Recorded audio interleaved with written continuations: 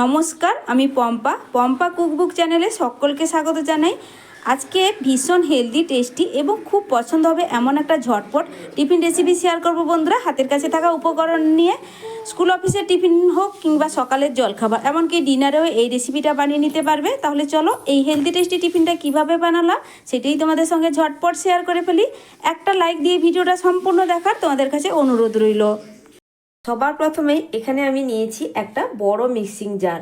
এবার এই জারের মধ্যে দিয়ে দিচ্ছি, দেখো বন্ধুরা, একটা মিডিয়াম সাইজের বাটির মাপ ধরে 1 বাটি এখানে ময়দা দিয়ে দিচ্ছি।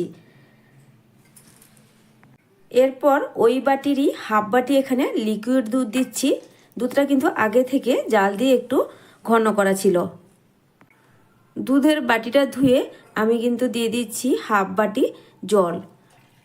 আমি কিন্তু যে কোনো কিছুর একটা মাপ ধরেই সব উপকরণগুলো দিয়ে দিচ্ছি। তোমরা কিন্তু কাপ কিংবা গ্লাস, বাটি যে কোনো কিছুর অবশ্যই একটা মাপ ধরে নেবে, তাহলে এই রেসিপিটা বন্ধুরা একদম পারফেক্টভাবে তৈরি হবে। সঙ্গে দিয়ে দিলাম একটা ডিম। আমি এখানে দুধ আর জল সমপরিমাণ নিয়ে এখানে টোটাল 1 বাটি ব্যবহার করেছি। আর তোমরা যদি দুধটা ব্যবহার করতে না চাইছো কিংবা হাতের কাছে না থাকে, সেক্ষেত্রে তোমরা কিন্তু শুধুমাত্র 1 বাটি জল দিয়েও কিন্তু এটা খুব ভালোভাবে পেস্ট করে নিতে পারো। এবার ঢাকনা লাগিয়ে এটাকে কিন্তু ভালো করে পেস্ট করে নিয়ে ফিরে আসছি। এবার একটা মিক্সিং বোল নিয়েছি। এবার এই বোলের মধ্যে আমি এবার ঢেলে নিচ্ছি ব্যাটারটা। এরপর দিয়ে দিচ্ছি স্বাদ মতো লবণ, আর দিয়ে দিচ্ছি এখানে চা চামচের 1 চামচ রিফাইন্ড অয়েল। দেখে নিশ্চয়ই বুঝতেই পারছো বন্ধুরা, একদম অল্প তেল। আর এইভাবে অল্প তেলটা দিলে ব্যাটারের মধ্যে এই টিফিনটা খেতে কিন্তু বেশি ভালো লাগে। এবার লবণ আর তেল দেওয়ার পর খুব ভালো করে কিন্তু ব্যাটারের সঙ্গে মিশিয়ে নিতে হবে। আমি এই ময়দার ব্যাটার তৈরি করতে একটা ডিমের ব্যবহার করেছি। তবে বন্ধুরা, ডিম পছন্দ না করলে এখানে ডিমটা তোমরা স্কিপ করবে। শুধুমাত্র জল দুধ দিয়ে কিন্তু মিশ্রণ বা ব্যাটারটা তৈরি করে নিতে পারো। আমার অনেক বন্ধু আছে যারা ডিম একদম পছন্দ করে না, নিরামিষ খাবার পছন্দ করে, সেক্ষেত্রে তোমরা ডিমটা এখানে স্কিপ করবে। তো খুব ভালো করে কিন্তু মিশ্রণটা রেডি হয়ে গেছে। আর ব্যাটারের ঘনত্বটা দেখো বন্ধুরা, ঠিক এইভাবে তৈরি হয়েছে। এক্সট্রা কিন্তু কোনোভাবে আমি আর জলের ব্যবহার করিনি। খুব বেশি কিন্তু মোটা হবে না, আর একদম কিন্তু পাতলা লেয়ারও না। দেখে নিশ্চয়ই বুঝতেই পারছো। চলো, ব্যাটারে একদম তৈরি। এবার এটাকে ঢাকা দিয়ে আমি এক সাইডে সরিয়ে রাখি। এবার এই টিফিনটার জন্য ঝটপট একটা ভীষণ টেস্টি এবং হেলদি আমি স্টাফিং তৈরি করে দেখাবো। তার জন্য 1 টেবিল চামচ রিফাইন্ড অয়েল দিয়ে দিলাম। এবার এই প্যানের মধ্যে আমি কয়েকটা সবজি দিয়ে দেবো। তো সবজির মধ্যে দেখো বন্ধুরা, আমি কি নিয়েছি 2টো মিডিয়াম সাইজের কুচনো পেঁয়াজ, একটু এইভাবে চৌকো চৌকো করে কেটে নিয়েছি ঝালের জন্য 2টো কাঁচা লঙ্কা। তোমরা যে যেভাবে পছন্দ করো ঠিক সেই বুঝেই নিয়ে নেবে। আমি যেহেতু ছোট বাচ্চাদের জন্য বানাচ্ছি, তার জন্য এইভাবে লঙ্কার পরিমাণটা একটু কমিয়ে নিয়েছি। এবার নিয়েছি একটা মিডিয়াম সাইজের গাজরের অর্ধেক পরিমাণ গাজর, এইভাবে ছোট ছোট চৌকো চৌকো করে কেটে নিচ্ছি। এখানে সব সবজিগুলোই কিন্তু এইভাবে চৌকো করে কাটা আছে। নিয়েছি একটা ক্যাপসিকামের অর্ধেক পরিমাণ ক্যাপসিকাম। তো আমার হাতের কাছে এইসব সবজিগুলো ছিল, আমি কিন্তু এই সবজিগুলোই এর মধ্যে ব্যবহার করব। কোনো রকম কিন্তু আলাদা আলাদা করে ভাজবো না। সব সবজিগুলো কিন্তু বন্ধুরা একসঙ্গেই আমি প্যানের মধ্যে দিয়ে দিচ্ছি। ঝটপট তৈরি হয়ে যাবে এইভাবে বানিয়ে নিলে। খুব বেশি উপকরণও লাগে না, আর খুব বেশি সময়ও লাগবে না। এবার দেখো, সবজিগুলো নাড়াচাড়া করে হালকা করে একটু ভেজে নিতে হবে। আমার চ্যানেলে নতুন বন্ধু, পুরনো বন্ধু সবাইকে স্বাগত। তোমাদের জন্য অনেকটা ভালোবাসা বন্ধুরা। তোমরাও আমাকে ভালোবাসা দিয়ে পাশে থেকেও আর রেসিপিটা সম্পূর্ণ দেখার অনুরোধ রইল। আশা করছি রেসিপিটা দেখার পর তোমাদের ভীষণ ভালো লাগবে। আর ঝটপট কম সময়ের মধ্যে স্কুল অফিসের টিফিনের জন্য এই রেসিপিটা তোমরা বানিয়ে দিতে পারবে, কিংবা সকালের জলখাবারের জন্য কিন্তু বন্ধুরা একদম পারফেক্ট একটা হেলদি রেসিপি। আমি এখানে এই সবজিগুলোকে ভেজে নেওয়ার জন্য কোনো রকম ঢাকা দিচ্ছি না। খুব কম সময়ের মধ্যে বন্ধুরা সবজিগুলো দেখো ঢাকা ছাড়াই সেদ্ধ হয়ে যাবে। আর একদম কিন্তু নরম করে সবজিগুলো গলিয়ে দেবো না, জাস্ট এখানে প্রায় 60% মতো সবজিটা সেদ্ধ হলেই হয়ে যাবে। এরপরে দিয়ে দিচ্ছি স্বাদ মতো লবণ। এখন দেখো বন্ধুরা, সবজিটা কিন্তু ভাজা হয়ে গেছে, অনেকটাই কিন্তু সেদ্ধ হয়ে গেছে। এবার এই সবজিটাকে আমি এক সাইডে সরিয়ে নিচ্ছি। দিয়ে এখানে আমি কিন্তু তৈরি করে নেব ডিমের ভুজিয়া। তোমরা কিন্তু চাইলে আলাদা করে ডিমের ভুজিয়াটা তৈরি করে রাখতে পারো। আমি কিন্তু একসঙ্গে এইভাবে এক সাইডে তৈরি করে নেব। সামান্য একটু তেল কিন্তু দিলাম, খুব বেশি না। দিয়ে দিচ্ছি 2টো ডিম। এখানে বন্ধুদেরকে বলে রাখি আবারও, ডিম পছন্দ না করলে এখানে তোমরা কিন্তু ডিমের জায়গায় পনিরটাও ব্যবহার করতে পারো। নিরামিষভাবে বানাতে চাইলে পনিরের ছোট ছোট করে টুকরো করে নিবে, দিয়ে এই সবজির সঙ্গে মিশিয়ে নেবে, তাহলেই কিন্তু তৈরি হয়ে যাবে।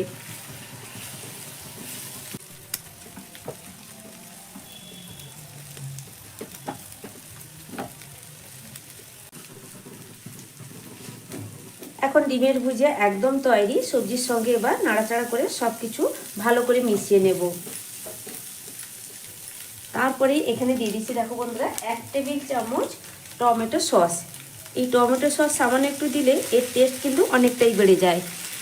আর খুব বেশি কিন্তু এখানে উপকরণ লাগবে না, শুধুমাত্র দিয়ে দিচ্ছি সামান্য একটু ভাজা জিরের গুঁড়ো 1/2 চা চামচ, আর অল্প একটু দিয়ে দিচ্ছি গোলমরিচ গুঁড়ো। তারপরেই ফ্রেশ কিছুটা ধনেপাতা কুচি। এখানে আর কিছুই লাগবে না, খুব ভালো করে সব কিছু একটু মিশিয়ে নেব। তারপরে কিন্তু গ্যাসের ফ্লেমটা এখানে বন্ধ করে দিব। এবার গ্যাসের ফ্লেম বন্ধ করে দিলাম। বন্ধ করে দিয়ে এটাকে একটা পাত্রে তুলে রাখবো ঠান্ডা হওয়ার জন্য। আবারও গ্যাসে ধুয়ে মুছে পরিষ্কার করে ফ্রাইং প্যানটা বসিয়ে দিলাম। তারপর এখানে 2-3 ফোঁটা মতো তেল দিলাম। খুব বেশি কিন্তু তেল দিলাম না, কারণ এটা প্রথমেই আমি তেল ছাড়া তৈরি করব। এবার একটা টিস্যু নিয়েছি, টিস্যুটা দিয়ে কিন্তু তেলটা চারদিকে একটু ভালো করে ছড়িয়ে দেব, আর ভালো করে এটা পরিষ্কার করে মুছিয়ে নেব। এতে কি হবে, প্যানটা তেলতেলে ভাবও হবে আর এক্সট্রা তেলটা থাকবেই না। ফ্রাইং প্যানটা মিডিয়াম গরম হয়ে গেছে, আর আগে থেকে যে ব্যাটার তৈরি করে রেখেছিলাম ভালো করে একটু হাতা দিয়ে মিশিয়ে নিয়ে এখান থেকে 1 হাতা ব্যাটার এর মধ্যে দিয়ে দেব। দেওয়ার পরে প্যানের হাতলটা ধরে ঘুরিয়ে একটা গোল শেপ দিয়ে দিচ্ছি। এটা একটু পাতলা করে কিন্তু তৈরি করতে হবে, মানে ছড়িয়ে দিয়ে একটু পাতলা করে এই রুটির মতো করে তৈরি করে নিচ্ছি। যতটা পাতলা হবে বন্ধুরা ততটা কিন্তু খেতে বেশি ভালো লাগবে। কয়েক সেকেন্ডের মধ্যেই কিন্তু এটা তৈরি হয়ে যায়। দেখো বন্ধুরা, এইভাবে কিন্তু সাইডটা ছেড়েও দিয়েছে। আমি এবার এটাকে খুব সহজেই তুলে নেব।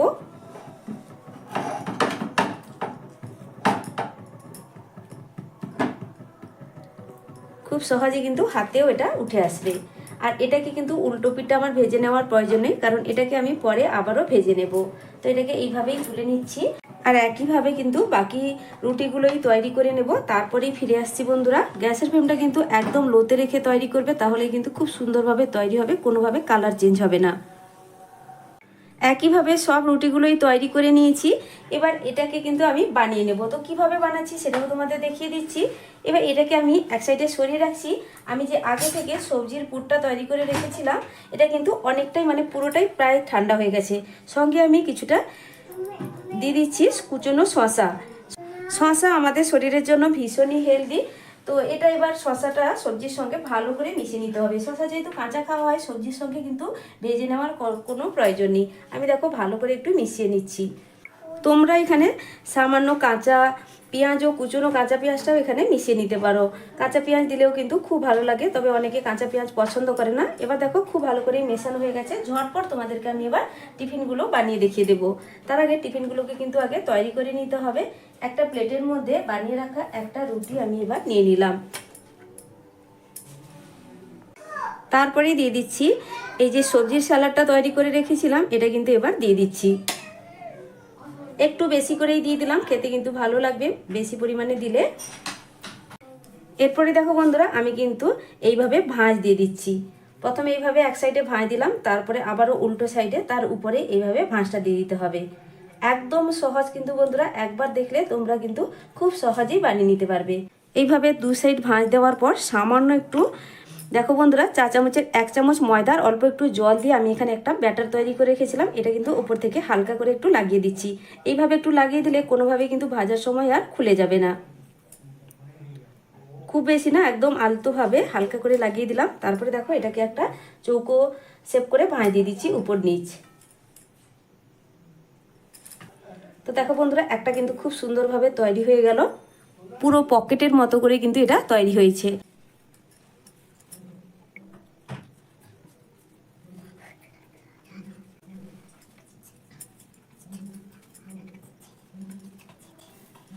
দেখো বন্ধুরা, আবারও কিন্তু আমার একটা তৈরি হয়ে গেল। এইভাবে সবগুলোই প্রথমে তৈরি করে নেব। গ্যাসে আবারও ফ্রাইং প্যানটা বসিয়ে দিয়েছি, আর দিয়ে দিচ্ছি এখানে 2 টেবিল চামচ রিফাইন্ড অয়েল। এই টিফিনগুলো বানাতে বা ভাজতে খুব বেশি কিন্তু বন্ধুরা তেল লাগে না। তেলটা চারদিকে একটু ছড়িয়ে নিলাম। ছড়িয়ে দেওয়ার পর বানিয়ে রাখা একে একে টিফিনগুলো তেলের মধ্যে দিয়ে দেব।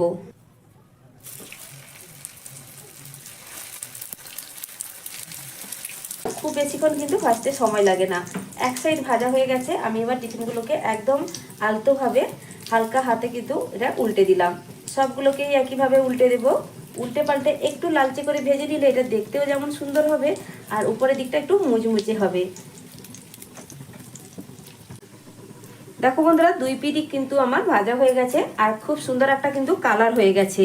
এবার টিফিনগুলো কিন্তু আর ভেজে নেওয়ার প্রয়োজন নেই, আমি এবার এগুলোকে তুলে নেব। আর একইভাবে বাকি যে কটা আছে সবটাই ভেজে নিয়েই ফিরে আসছি। দেখো বন্ধুরা, সব টিফিনগুলো রেডি হয়ে যেতে আমি এখানে একটা প্লেটে সাজিয়ে নিয়ে চলে এলাম। দেখতে কতটা লোভনীয় লাগছে, দেখতেও যেমন সুন্দর হয় বন্ধুরা, এগুলো খেতেও কিন্তু ভীষণ টেস্টি। অবশ্যই বাড়িতে বানিয়ে খেয়ে দেখবে, তারপর কিন্তু আমাকে কমেন্ট করে জানাবে রেসিপিটা তোমাদের ঠিক কেমন হলো। তো আজকের মতো আসছি বন্ধুরা, আর নতুন বন্ধুরা রেসিপি ভালো লাগলে আমার চ্যানেলটা ঘুরে দেখতে পারো। আমার চ্যানেলে তোমরা পেয়ে যাবে নিত্য নতুন হাতের কাছে থাকা উপকরণ দিয়ে আমি সহজ আমি টিফিন রেসিপিগুলো প্রায় শেয়ার করে থাকি। আশা করছি রেসিপিগুলো দেখলে তোমাদের ভীষণ ভালো লাগবে। আর ভালো লাগলে চ্যানেলটি সাবস্ক্রাইব করলে পাশে থাকা বেল আইকনটা প্রেস করে রাখবে। নতুন ভিডিও ছাড়ার সাথে সাথেই নোটিফিকেশান পৌঁছে যাবে আর হাতের কাছে থাকা উপকরণ দিয়ে ঝটপট রেসিপিগুলো তোমরা বানিয়েও নিতে পারবে। তাহলে সকলে ভালো থেকো, সুস্থ থেকো। আর এতক্ষণ পর্যন্ত আমার রেসিপিটা দেখার জন্য অসংখ্য ধন্যবাদ আমার সকল বন্ধুদেরকে। আর দেখো ভেতর থেকে পুড়ে ঠাসা, দেখতে কতটা লোভনীয় লাগছে। বাচ্চারা সত্যি এরকম টিফিন পেলে খুবই খুশি হয়ে যাবে।